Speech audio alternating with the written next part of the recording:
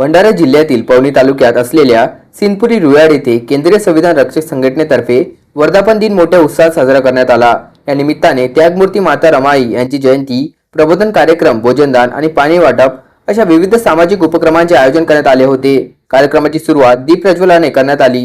केंद्रीय संविधान रक्षक संघटनेचे संस्थापक व सचिव सदानंद दारगावे यांच्या हस्ते दीप प्रज्वलन झाले। कार्यक्रमाच्या अध्यक्षस्थानी प्राध्यापक भाविक सुखदेव उपस्थित होते, तर कार्यक्रमाचे उद्घाटन प्रेस संपादक व पत्रकार सेवा संघटनेचे राज्य सरचिटणीस संजीव भांबोरे यांच्या हस्ते करण्यात आले।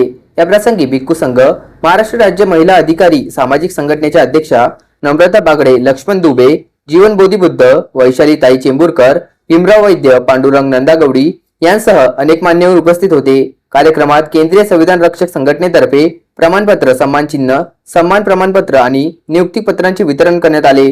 तसेच उपस्थित नागरिकांना सामाजिक प्रबोधनाचा संदेश देण्यात आला।